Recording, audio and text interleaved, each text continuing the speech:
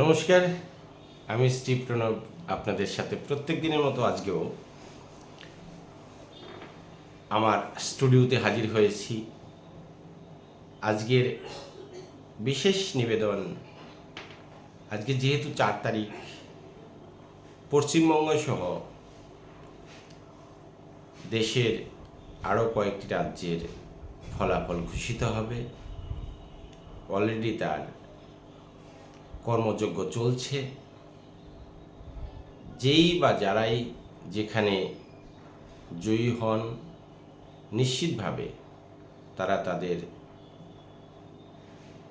এই জাগতিক জগতের যে কাজ, সেই কাজের সুফল তারা পাবেন এবং তারা জয়ী হবেন।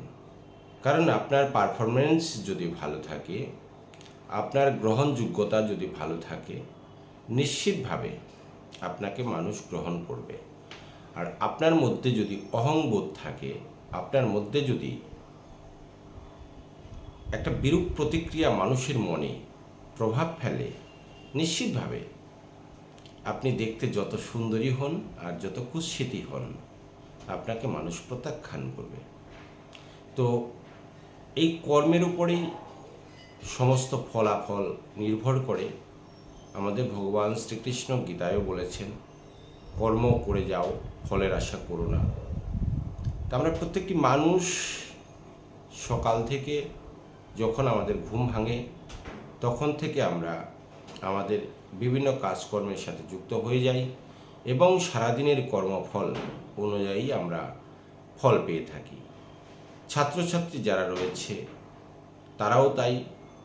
প্রত্যেক দিন তারা যা পড়াশোনা করে, স্কুলে গিয়ে নিশ্চিতভাবে দাদা ভাই, দিদি ভাই বা মাস্টারমশাইদের কাছে সেইভাবে তারা প্রশ্নের উত্তর দিতে পারে। ত্রৈমাসিক পরীক্ষা বা ষান্মাসিক পরীক্ষা, বাৎসরিক পরীক্ষায় তারা নিশ্চিতভাবে সেইভাবে সফল হয়। চাকরি প্রার্থীরাও তাই।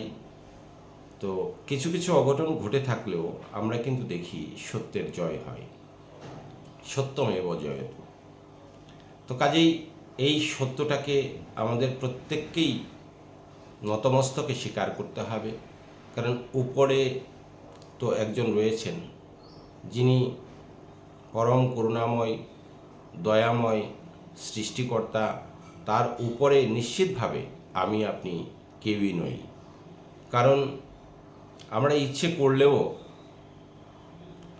আমরা অনেক কিছু করতে পারি, কিন্তু শেষ কিছু করতে পারি না। শেষ দিনের সময়টা কিন্তু তার হাতেই থেকে যায়।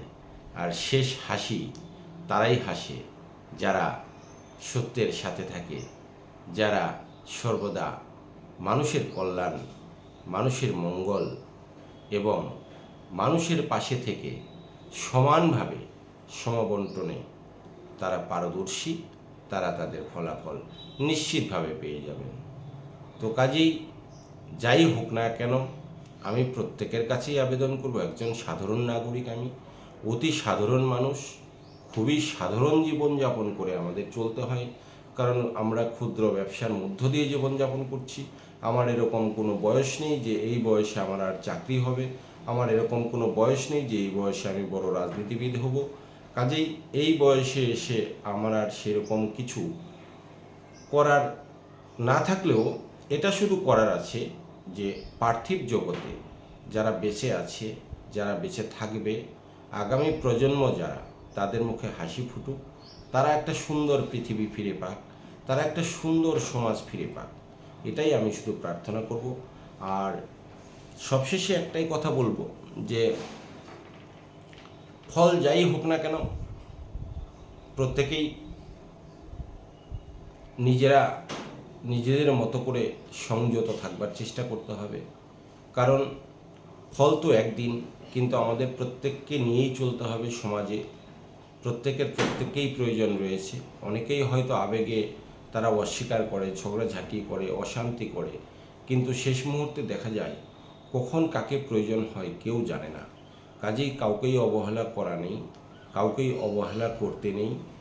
অবহেলা না করে, তাচ্ছিল্য না করে, কাউকে প্রাণে দুঃখ না দিয়ে, মনে দুঃখ ব্যথা বেদনা না দিয়ে আমি বলবো যে আপনার আনন্দ করার ইচ্ছে থাকলে আপনি নিশ্চিতভাবে আপনি আনন্দ করুন, আপনার বাড়িতে আনন্দ করুন, আপনার আত্মীয় স্বজন নিয়ে আনন্দ করুন, বন্ধুবান্ধব নিয়ে আনন্দ করুন। সেই আনন্দ যেন অন্যের নিরানন্দের কারণ না হয়।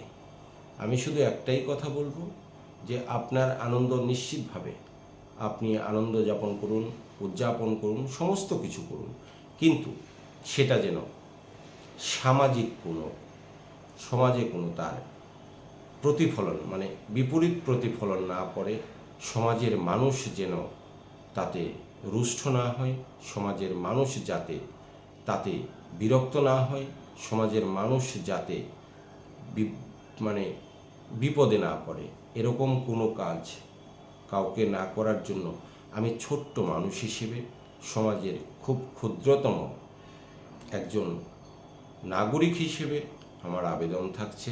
তবে ফলাফল যাই হোক না কেন, খেলা যেহেতু আপনি করতে নেমেছেন, আপনারা করতে নেমেছেন, এক পক্ষই বিজয় হবে, সবাই তো আর বিজয় হবে না। এক রোল নাম্বার একজনেরই হয়, দুইজনের কখনোই এক রোল নাম্বার হয় না। কাজেই এই নির্বাচনের ফলাফলেও একজনই বিজয়ী হবেন, মানে একটা পক্ষই বিজয়ী হবেন, সব পক্ষ তো বিজয়ী হতে পারে না। সে সামান্য একটু কম বেশি হোক আর একটু বেশি কম বেশি হোক, যাই হোক না কেন রেজাল্ট সেটা যারা গণনা করছেন, যারা রয়েছেন এই সমস্ত কাজের সঙ্গে যুক্ত, তাদের সশ্রদ্ধ প্রণাম। তারা অবিরাম কাজ করে যাচ্ছেন, তারা ন্যায়ের পথে আছেন, সত্যের পথে আছেন, প্রত্যেক মানুষ সত্যের পথে আছেন। কাজেই তাদের নিরলস যে পরিশ্রম, তাদের সেই পরিশ্রম যেন সার্থক হয়, আর মানুষ যেন সুস্থভাবে জীবনযাপন করতে পারে। আমাদের যে পরবর্তী প্রজন্ম রয়েছে, সেই প্রজন্মের মুখে যেন আমরা সুন্দর হাসি দেখতে পাই, আমরা যেন দেখতে পাই এক সুন্দর পৃথিবী তাদের হাতে তুলে দিতে পেরেছি। আমাদের যে সুন্দর সংস্কৃতি সেটা তারা অব্যাহত রেখে তারাও যেন চলতে পারে সুন্দর পথ প্রদর্শক হিসেবে। আমাদের যে ঋষি, মহাঋষি, মনি ঋষি বা সাধুসন্ত, জ্ঞানীজন, গুণীজন, সুশীল সমাজের যারা রয়েছেন, তাদের প্রত্যেকের কাছেই আমার নিবেদন আবেদন, আমি একজন সাধারণ নাগরিক, অতি সাধারণ নাগরিক, সেই নাগরিক হিসেবে সবার কাছেই আবেদন থাকবে প্রত্যেকেরই যেন মঙ্গল হয়, সবাই যেন ভালো থাকে, সবাই যেন সুস্থ থাকতে পারে, আর কারোর যেন নিরানন্দের কারণ না হয়, একজনের হাসি অপরজনের কান্নায় যেন পরিণত না হয়। কারণ সর্বশেষ কিন্তু ঈশ্বর রয়েছেন, তিনি সব দেখছেন, তিনি বিচার করছেন, ন্যায়ের পথেও তিনি, অন্যায়টাও দেখছেন তিনি। কাজেই আপনি আমি এই পৃথিবীতে কিচ্ছু করার নেই, আমাদের শুধু কর্ম করে যেতে হবে, ফলাফল নির্ভর করতে হবে সৃষ্টিকর্তার হাতে, ঈশ্বরের হাতে। কারণ আমরা তারই সত্তায়, তারই ইশারায় আমরা কিন্তু এই পৃথিবীতে এসেছি মাত্র কয়েকটা দিনের জন্য। এই জীবনে আমরা প্রত্যেকেই সুস্থভাবে থাকতে চাই, সুন্দরভাবে থাকতে চাই, সত্যের সাথে থাকতে চাই, শৃঙ্খলার সাথে থাকতে চাই, এবং সামাজিক যে কাজকর্ম, সামাজিক যে দায়বদ্ধতা, সেই সামাজিক দায়বদ্ধতা যাতে আমরা প্রত্যেকেই সুন্দরভাবে পালন করতে পারি, তার একটা পন্থা আমরা নিশ্চিতভাবে সুশীল সমাজের যারা রয়েছেন তাদের কাছে চাই। তো সবাই ভালো থাকবেন, সুস্থ থাকবেন, আবার দেখা হবে। আজকে দিনটি প্রত্যেকের জন্য সুন্দর হোক, শুভ হোক, যে যে কাজেই যাচ্ছেন কাজে সাফল্য আসুক, ঈশ্বরের কাছে এই প্রার্থনা করে শেষ করছি আজকের বিশেষ নিবেদন। সবাই ভালো থাকবেন। কি প্রত্যেক দিনের মতো আজও একবার আসি, আবার বেঁচে থাকলে দেখা হবে।